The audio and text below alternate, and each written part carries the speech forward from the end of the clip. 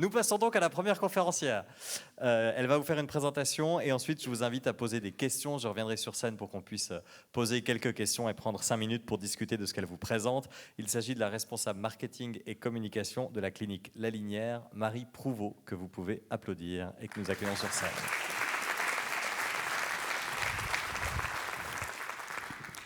Alors bonsoir à toutes et à tous, je suis très heureuse d'être ici et on va parler d'un sujet vaste et ô combien complexe, le bien-être des salariés. Quand on parle de bien-être des salariés, j'aime bien rappeler une comparaison assez simple. Une entreprise, c'est comme une montre. Elle est composée de rouages, de pièces, de ressorts et chacun doit fonctionner en harmonie pour accomplir la mission principale d'une montre, à savoir donner l'heure. Bien sûr, on ne va pas parler des montres connectées et autres aujourd'hui, ce n'est pas le sujet. Quand une montre se dérègle, qu'une des pièces s'encrasse, se déplace un peu, et ben, l'heure, elle devient un peu moins précise. On peut avoir plusieurs secondes de retard, plusieurs minutes de retard, des demi-heures qui se transforment en heures. Alors bien sûr, la comparaison a sa limite principale. Une personne n'est pas une pièce. Elle a ses aspirations, elle a sa vie personnelle et il faut prendre en compte toutes ces dimensions quand on parle des salariés d'une entreprise. Mais comme une montre, l'entreprise a besoin que chaque élément fonctionne harmonieusement pour apporter correctement sa mission. La question qu'on peut se poser, c'est est-ce qu'il est vraiment possible de savoir à l'avance ce qui peut poser problème ? Ce qui peut être la pièce, la personne qui va dysfonctionner demain et qui va faire que la machine va s'enrayer. Peut-être que dans vos entreprises, vous préférez laisser un peu passer cette prédiction et vous dire je réglerai les problèmes quand ils seront là. Quelque part, aujourd'hui, je donne l'heure. Mais est-ce que vraiment on donne l'heure aujourd'hui ? Est-ce qu'on donne l'heure exacte ? Est-ce que je ne suis pas en retard dans mon entreprise de quelques secondes quand je parle de bien-être des salariés ? Et ce temps que j'ai perdu, dont je n'ai pas conscience, qu'est-ce qu'il me coûte ? Eh bien, Promotion Suisse a publié son Job Stress Index en 2022 et a indiqué que 6,5 milliards de francs, c'est ce que coûte le stress au travail aux entreprises suisses. Plus inquiétant, 30% des personnes actives en Suisse indiquent qu'elles se sentent émotionnellement épuisées. Ça inquiète parce qu'on se doute que le 6,5 milliards, il ne va pas tendre à se réduire. Donc on parle de turnover, on parle d'absentéisme, quand on parle de coûts aussi. Et on peut se dire, c'est chez les autres. Quelque part, dans mon entreprise, à moi, tout va bien. Je n'ai pas de conflit majeur. Je croise les doigts, mais bon, tout va bien. Alors à La Linière, on s'est aussi posé cette question. On s'est dit, attendez, on a un cadre magnifique, on est dans la superbe ville de Gland, on est soutenu, tout va bien, nos patients sont soignés, on a un taux de satisfaction qui est très correct, qu'on continue à améliorer. Et oui, mais le Covid est passé par là. Nos collaborateurs, ils sont épuisés émotionnellement. Et puis on ne peut pas s'arrêter. On soigne des gens, les gens, ils tombent toujours malades. On ne peut pas fermer l'entreprise une semaine et se dire, allez, prenez tous un peu de repos, puis on revient. On a des challenges aussi, politiques, juridiques, qui nous tombent dessus. On a de plus en plus de personnes de la population qui veulent se faire soigner, mais il faut accueillir ces gens. Il faut répondre aux problématiques globales, financières des entreprises, comme tout à chacun. Et puis, on s'est aussi rendu compte que quand les gens démissionnent chez nous, ils partent pour 2 raisons principales qui nous inquiètent beaucoup. La perte de sens par rapport à leur métier. Sincèrement, c'est souvent le corps soignant. Et l'épuisement émotionnel. Et ça touche tout le monde. On va aller plus loin. On a analysé notre turnover. Le turnover de La Linière, en 2018, il était de 18%. On était à peu près 350 collaborateurs. C'est déjà une proportion qui est assez costaud, mais qui reste à peu près dans ce qu'on connaît du secteur de la santé. En 2021, le taux de turnover, il était de 21%. Donc ça grimpait. À un moment donné, si on ne fait rien, ça va continuer. Et on s'est dit, si on ne peut pas agir sur les contraintes économiques, si on ne peut pas agir sur les contraintes juridiques, on peut au moins agir et créer du bien-être pour les collaborateurs, en tout cas essayer de contrecarrer ce turnover et cet absentéisme récurrent.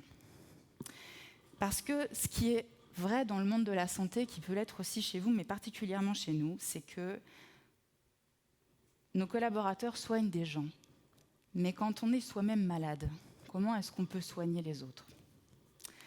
Face à ça, les entreprises réagissent de manière un peu différente. Il y en a qui ont des grands plans. Qu'est-ce qu'on peut faire ? On va tenter ça, ça, ça. Il y en a d'autres qui se disent que tout va bien, pas de problème, ne m'en parlez pas trop, vous allez me porter la poisse. Et puis il y a ceux qui se disent complètement perdu, je sais qu'il faut faire quelque chose, mais alors je ne sais plus comment, j'ai d'autres problèmes, franchement, je ne sais plus. Alors pour nous, le constat il est clair. Réparer les dégâts ne suffit plus. Il faut prévenir plutôt que guérir.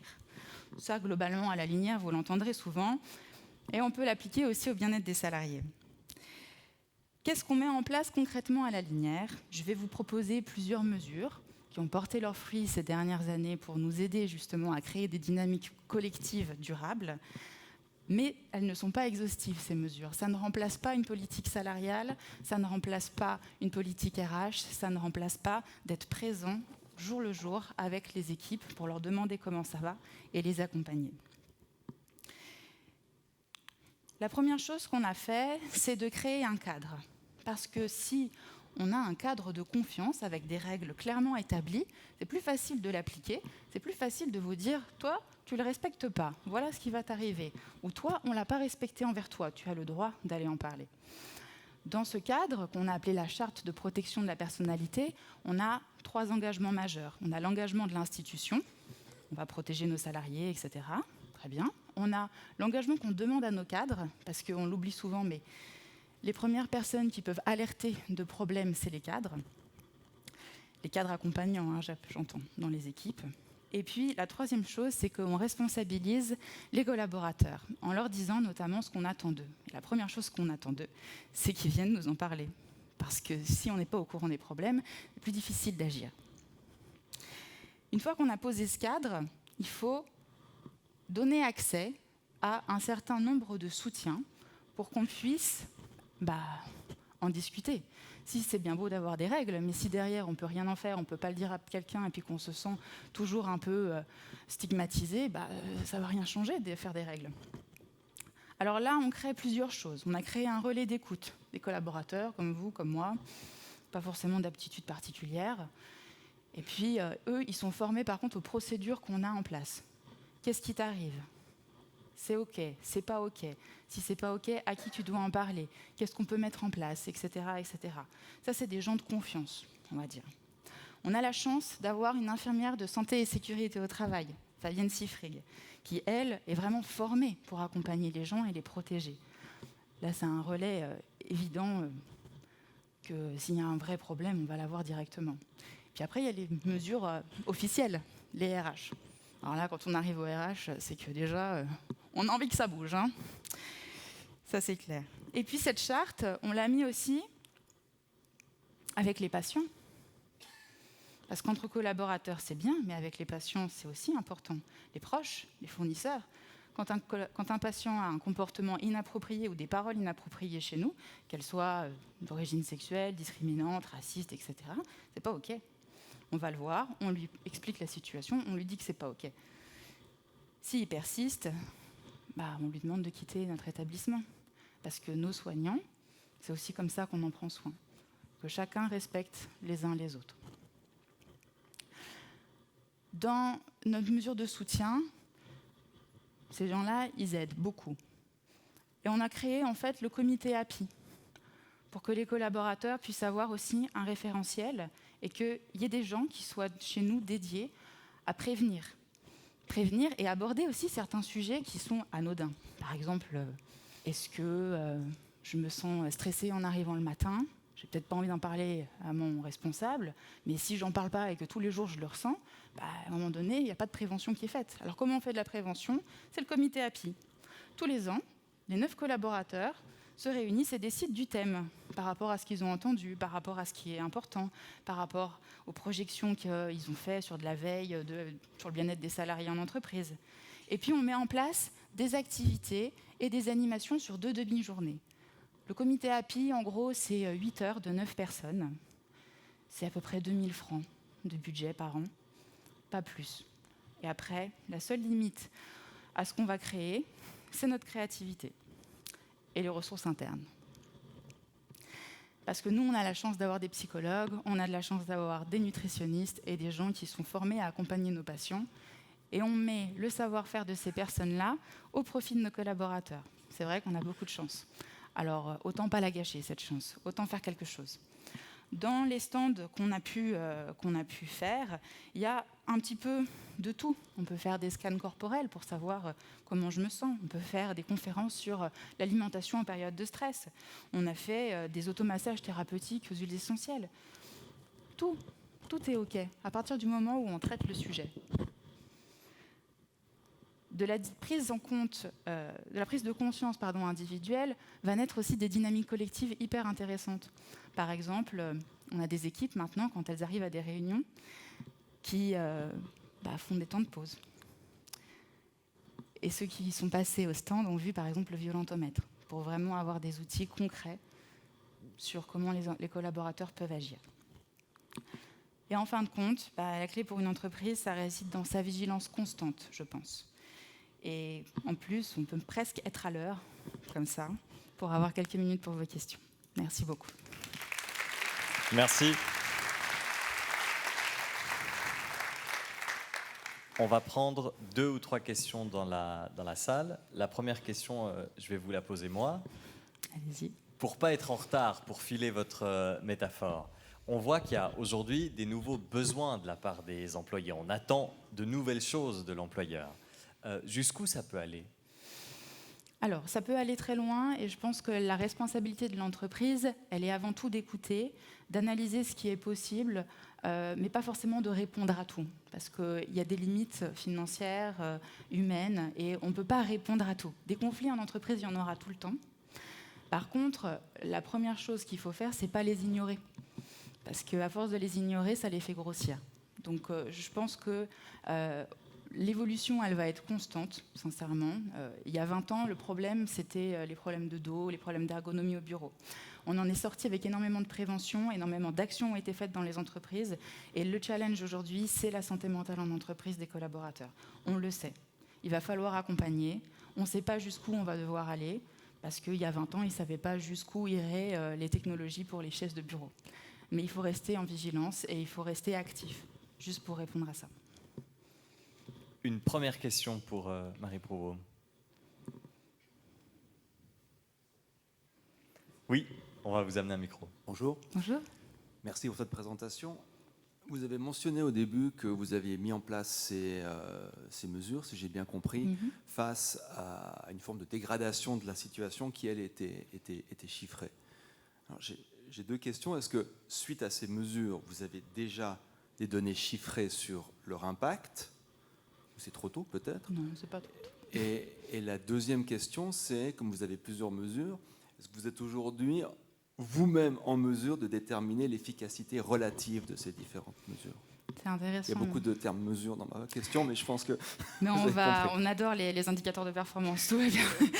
Alors, ce qui est vrai, c'est qu'en 2024, on revient, les derniers chiffres nous font état qu'on revient au niveau de 2018. Donc, on revient à 18% de turnover. On explique ce turnover par différents facteurs. En revanche, l'absentéisme, lui, a énormément baissé, à peu près 20%, notamment dans certaines équipes qui étaient vraiment très, très sujettes à l'absentéisme. On n'a pas tout résolu avec nos mesures. Par contre, on a créé un espace de dialogue, et ça, je pense que c'est vraiment ce qui est le plus important. D'une entreprise où oui, on sait qu'il faut travailler sur la santé mentale et le bien-être en entreprise. On est passé à une entreprise qui a des mesures concrètes et qui est aussi capable de se regarder dans un miroir et de se dire « là, tu ne les as pas respectées dans cette situation ». Parce qu'il y a aussi des fois où on pallie nous-mêmes à nos propres mesures et on peut s'auto-sanctionner aussi. Et ça, je pense que c'est ce qui va changer les choses demain et ce qui a déjà ramené un climat de confiance chez nos collaborateurs qui était un peu en déperdition. Compris. Une dernière question pour notre première conférencière. Et non. Si je ne vois pas en haut, il faut hurler, mais... Très bien. Micro pas facile à amener, là. On entre en technicité. Voilà. Merci. Ma question, elle n'est pas spécifiquement ciblée sur la linéaire, mais c'est plus avoir votre avis, parce qu'on voit ces chiffres, c'est ce 30% de gens là qui stressent, ce phénomène très global qui augmente partout. Les causes de tout ça, parce qu'on a un peu l'impression de lutter contre quelque chose d'inexorable. Oui. Oui, je comprends votre frustration et votre inquiétude. C'est intéressant comme question parce que c'est difficile d'y répondre. Je pense que ça dépend d'énormément de choses, en fait. Et que je ne suis pas sociologue, je ne suis pas psychologue. Ça va être très difficile pour moi d'y répondre. Mon avis, c'est que l'humanité est en train un peu de changer. L'entreprise est en train de changer avec elle. On est passé d'une période pré-Covid où la santé des gens, ceux qui étaient en bonne santé, ils ne s'en préoccupaient pas trop. Puis maintenant, on arrive à se faire entendre de personnes plus sur des aspects de prévention, parce qu'ils sont capables de comprendre qu'en fait, un jour, ça peut se dégrader très rapidement.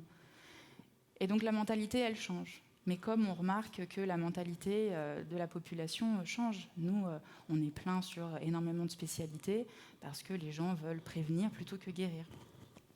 Là où je veux en venir, c'est qu'on distingue de moins en moins notre interprétation personnelle de notre vie professionnelle.